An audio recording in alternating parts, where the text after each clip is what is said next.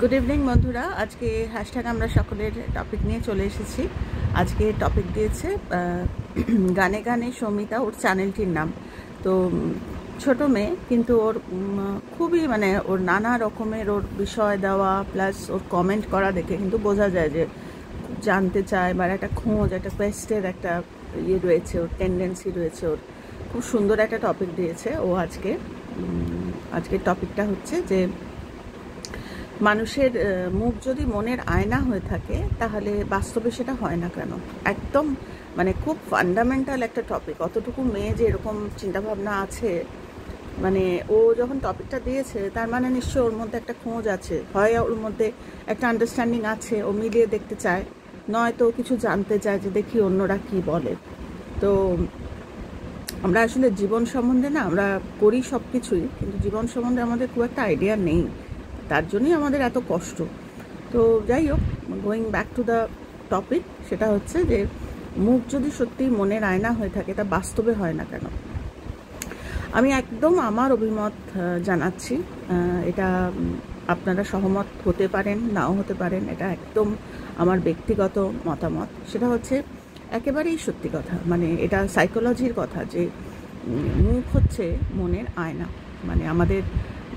আমাদের কি বলবো, আমাদের ফেশিয়াল এক্সপ্রেশন, আমাদের বিভিন্ন রকম সেন্স অর্গানসগুলো, আমরা চোখ, কান, এই যে আমাদের বলে না যে বাইরের জিনিস যে আমরা দেখি, আমাদের এইটুকু পোর্শনে কিন্তু মোটামুটি একটা আইডিয়াসগুলো কিন্তু হয়। আমাদের বাইরের এর সঙ্গে আমার যে ভিতরকার যে একটা রোজকার একটা বনিবনা, সেটা কিন্তু আমাদের ফেশিয়াল এক্সপ্রেশন থেকে বোঝা যায়। আমাদের রাগ হলে বোঝা যায়, চোখ ভুরু কুঁচকে যায়, বিরক্ত হলে আমরা বুঝি, বা বিভিন্ন রকম আমাদের ফেশিয়াল এক্সপ্রেশন কিন্তু হয়।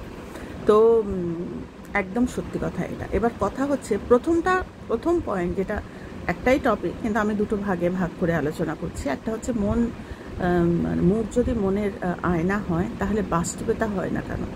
প্রথমটা আমি বললাম, যেটা কমার বাঁ দিকে, সেটা হচ্ছে হ্যাঁ সত্যি মুখ কিন্তু মনের আয়না। সেকেন্ডটা যেটা, সেটা ফান্ডামেন্টাল, সেটা হচ্ছে যে বাস্তবে তা হয় না কেন। বাস্তবে হয় না, ওটা এক একজনের টেন্ডেন্সির ওপর। আমাদের সেই ধৈর্য নেই মানুষের মুখ আয়না হতে গেলে, বা মানুষকে সত্যি চিনতে গেলে যে সময়। মাও কিন্তু পেটে 9 মাস সন্তানকে রাখে। আজকে আমি চাই বলে, আমি বড়লোক বলে, বা আমার প্রচুর জ্ঞান আছে বলে আমি 1 মাসে বাচ্চা পেয়ে যাব, হবে না। এটা ল অফ নেচার, পৃথিবীর যা নিয়ম আমাদের মেনে চলতে হবে। এখন আমি যদি ভাবি 2 দিন মিশে যেটা দেখলাম সেটাই আমি ভেবে নিলাম যে আমার এক্সপেকটেশন মিট করলো না, আমি ভেবে নিলাম যে না, এর একরকম ওপর আর একরকম মন, সেটা করলে হবে না। সময় দিতে হবে। মুখটা যে মানুষের কিছুতে সময় তো দিতেই হবে। যেরকম বললাম যে জঠরে থাকতে হয় বাচ্চা, তবে গিয়ে সে পৃথিবীতে ভূমিষ্ঠ হয়।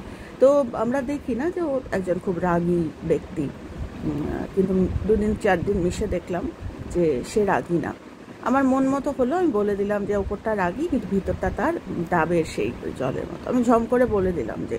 কিন্তু এরকম অনেক ক্ষেত্রে হয় যেগুলো আমাদের ডিজায়ারগুলো ম্যাচ করে না। যেরকম কাউকে আমি খুব ভালোবেসেছিলাম, কাউকে আমি কিছুদিন মিশেই আমি ভেবে নিয়েছিলাম যে এই মানুষটার এরকম মুখটা দেখে বা তার পার্সোনা দেখে আমি ভেবে নিয়েছিলাম, কিন্তু যে অর্থে মেশা দরকার সেই সময়টা আমি দিইনি, এবং আমার ডিজায়ারে হয়তো ম্যাচ করেনি কোনো ঘটনা। তখন আমি কী বলে দিই যে না, ওর ওপরটা কিন্তু ম্যাচ করে না, ওর ভিতরটা ম্যাচ। তার কি আমাদের সেই ধৈর্যটা আসলে নেই। আমরা কিছুদিন সময় দিয়ে যদি আমরা মিশি, তা আমরা যদি দেখি, আমরা যদি ফলো করি, আমরা অবধারিত পাবো। এটা হিউম্যান সাইকোলজি। দুদিকে একদিকের হচ্ছে আমার ধৈর্য কম, আর আরেক দিকের যে তার সাথেও আমি সেইভাবে আমরা বেশিরভাগ ক্ষেত্রে মানুষ না এক্সপেকটেশন নিয়ে মিশি। যতক্ষণ আমার এক্সপেকটেশন ঠিকঠাক হচ্ছে, যেরকম আজকে আমরা দিল্লির যে কেসটা আমরা দেখলাম, যে বলতেই পারা যায়, কিন্তু আমি যদি ভেঙে বলি, প্রথম কথা ভিডিওটা অনেক লম্বা হয়ে যাবে, অত লম্বা ভিডিও আজকে আর যাবো না। তো শ্রদ্ধা মার্ডার কেস যেটা আমরা দেখলাম, 35 টুকরো করা হয়েছিল, আমি একটা ভিডিও করেছিলাম এটা নিয়ে। তো ওর যে অপোজিটে, আমি আর নাম নিচ্ছি না, তো তার মুখ দেখে নিশ্চয়ই সে বোঝেনি তার ভিতরটা। হ্যাঁ, সেটা কার দোষ? যে চেপে রেখেছিল তার দোষ, নাকি যে মিশেছিল কার দোষ? তো দেখো, সত্যি কথা বলতে আমি যদি মনে করি যে না, ওর মুখ আমি মেলাতে পারলাম না, ওর মুখটা অন্যরকম, ওর ভিতরটা অন্যরকম, সেটা কিন্তু আমার দোষ। সে তো আমায় বলেনি যে তুমি আমাকে এসব বিশ্বাস করো। সে বলে না, আবেল মুঝে মার, একটা কথা আছে না? শ্রদ্ধা কিন্তু টের পেয়েছিল। মানে সাইকোলজির হিসেবে সাইকোলজিস্টদের প্রচুর ইন্টারভিউ বেরিয়েছে। যারা যারা এগুলো এই কেসটাকে ফলো করেছো তারা হয়তো জানো, প্রচুর ইন্টারভিউ সাইকোলজিস্টরা নিয়েছে। লেম্যানদের কথা বলছি না, যারা এই কেসটা সম্বন্ধে আমরা লেম্যান, আমরা কিছু জানি না, আমরা ওপর শুনেছি। কিন্তু সাইকোলজিস্টের ইন্টারভিউ শুনলে মোটামুটি বোঝা যায় শ্রদ্ধা কিন্তু টের পেয়েছিল, মনকে বুঝিয়েছিল যে না, ও পাল্টে যাবে। ওকে যখন একবার ওর ওপর অ্যাবিউজ, মানে ফিজিক্যাল অ্যাবিউজ হয়েছিল, কিন্তু পালিয়ে পুলিশ স্টেশনে গিয়েছিল। কাজেই ও কিন্তু বুঝেছিল ছেলেটিকে। আচ্ছা চলো, আমি নামটা বলেই দিচ্ছি, ওর আফতাব ওর নাম। তো আফতাবকে কিন্তু এমন না যে বোঝেনি, ও কিন্তু বুঝেছিল, কিন্তু বাট স্টিল ও সময় দিয়েছিল। এবার কথা হচ্ছে, আমরা তো করি, দেখো আমরা ভুলগুলো করি, করে তারপরে আমরা বলি ওর মুখ দেখে বুঝতে পারিনি, বা ওর মুখ দেখে বোঝা যায় না। মুখ দেখে বোঝা যাবেই। মুখ হচ্ছে ওই, মানে মুখ শুধু নয়, মানে ওপরটা।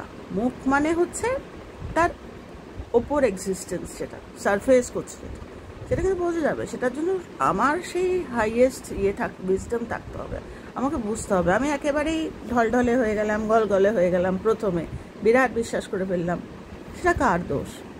তো সেটাই বলছি, আমাদের বড় বড় মহাগুরু যারা আমাদের, তারা প্রত্যেকেই আমাদের বুঝিয়ে বলে গেছে, সবই বলেছে, কিন্তু এটা বলেনি বোকা হতে বলে।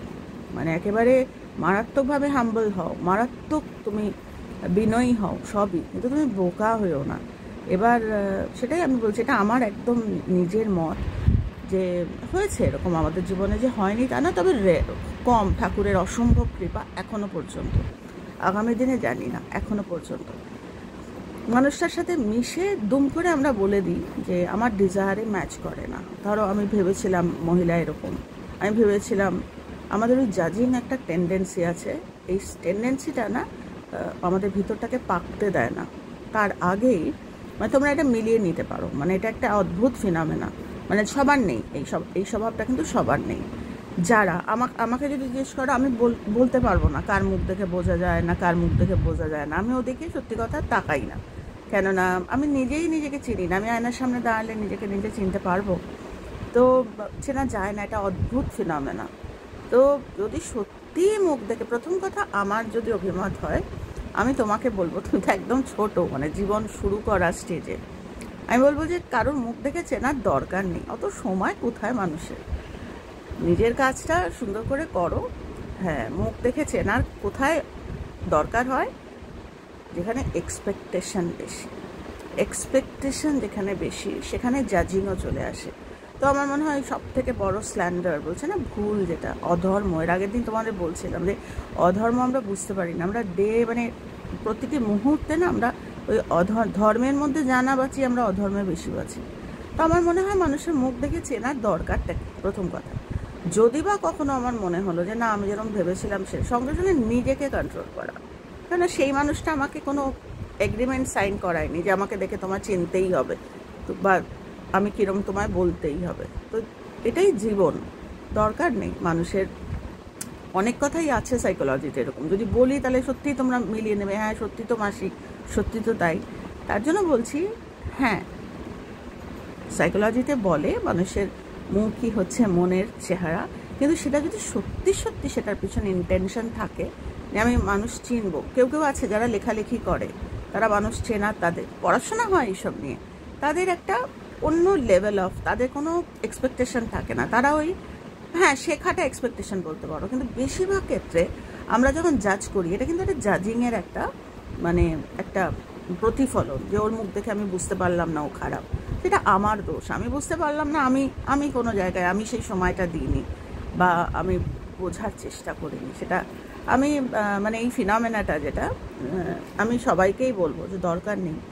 এখন পৃথিবী যেখানে গেছে বা যাচ্ছে যেদিকে, এখন মুখ চিনে মানুষের ওপর একটা আশা রেখে ও এরম হলো না কেন, বা সেই সময় এখন নেই। নিজেকে সংযত করার সময় এসছে, যে আমার দরকার নেই। আমি নিজেকে আয়নায় নিজে যদি চিনতে পারি, ওটাই আসল। আমি কারোর ওপর এক্সপেক্ট করব না। এবং এটার পেছনে ওই ডিজায়ারটা কাজ করে যে ওর ওপর আমার এটা ছিল, আমি একদম ভুল ঠকে গেলাম, বা আমি এরকম বললাম, দোষটা কিন্তু আমার।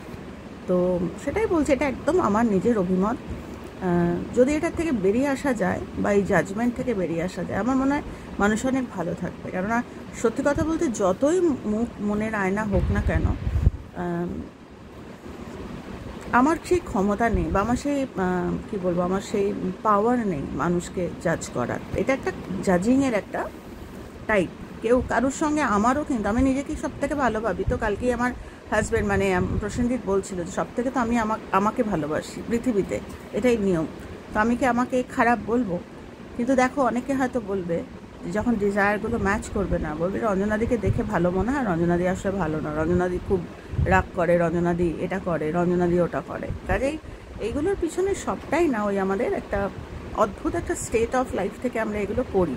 তো আমি বলবো, এগুলোর মধ্যে না গিয়ে বরং নিজেকে চেনাটা বেশি দরকার। আমি যদি নিজেকে চিনে এক্সপেকটেশনটা কম রাখি, আমার এক্সিস্টেন্সটা এতটা পরিষ্কার হবে না।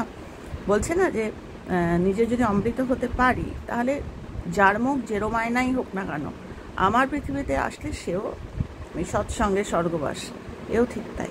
তো আমি জানি না তোমার যেটা প্রশ্ন ছিল সেটা আমি ক্লিয়ার করতে পারলাম কি না, কিন্তু আমি চেষ্টা করলাম। আমি সত্যি কথা খুব একটা কার মুখ দেখে বোঝা যায় বা যায় না চেষ্টা করি না। যদি চেষ্টা করতাম তাহলে প্রচুর সময় দিতাম তাকে চেনার। আর চিনতে পারলে বোঝা যায়, হ্যাঁ বোঝা যায়। শুধু এইটুকু তো নয়, এক্সিস্টেন্সটা, বাইরে আউটার সারফেস দেখলে চেনা যায়। এবং সেখানে ওই জিরো এক্সপেকটেশন হতে হবে, সেটা হই না আমরা বিরাট কিছু একটা আশা করে তারপর সেটা হয় না, তখন আমরা বেশিরভাগ ক্ষেত্রে বলে ফেলি এটা। তো এইটাই আমার আজকের আলোচনার আমার এটাই মনে হলো। কালকে বড়দিন, খুব বড় হোক জীবন, প্রত্যেকের চিন্তাভাবনাটা বড় হোক। বড়দিন আসে যায়, ক্রিসমাস ইভ আসে যায়, যিশুর জন্য আমরা অপেক্ষা করি, দিন আসে যায়, যিশু আসে আবার চলে যায়, আমরা কিন্তু ধারণ করতে পারি না। তো এবারে বড়দিনটা চলো আমরা সবাই সেই মানে কি বলবো, ডিভিনিটি বা সেই সুন্দর জিনিসটাকে জীবনে প্রতিস্থাপন করি। মানুষের মুখ দেখে বোঝার কোনো দরকার নেই, আমার নিজেরটা চিনলেই হলো, যে আমি যেটা দেখাচ্ছি আমি কি সত্যিই তাই। আমরা নিজেরাই নিজেদেরটা চিনতে পারি না। তো এটা যদি আমরা করতে পারি, তো আমার মনে হয় আমাদের সারফেসে যারাই আসবে তাদেরকে আমরা কিন্তু সময় দেব, এবং পট করে আমরা জাজ করব না, কারণ মুখ দেখে চেনা যায় কি যায় না। তো এটা আমার মনে হলো, এটা আমার মত, তোমাদের বললাম। তো বড়দিনটা খুব সুন্দর করে কাটাও, উইথ ডিটারমিনেশনস, যে আগামী বছর আমি এই ভুলগুলো, আমি অনেক কিছু বাইরের করতে পারি, কিন্তু একদম ভিতরে যেগুলো অন্তরের অন্তঃস্থলে যে ভুলগুলো আমরা করে থাকি সেগুলো সরিয়ে ফেলবো। তো এমনিই জীবনটা খালি হবে, আরও বড় হবে। তো এটাই বললাম, খুব ভালো থেকো। যদি মনে করো যে না, প্রশ্নটা হলো না, কমেন্ট করো, আমি আবার চেষ্টা করব। খুব ভালো থেকো তোমরা সবাই, আর যে যেখানে আছো পজে থেকো।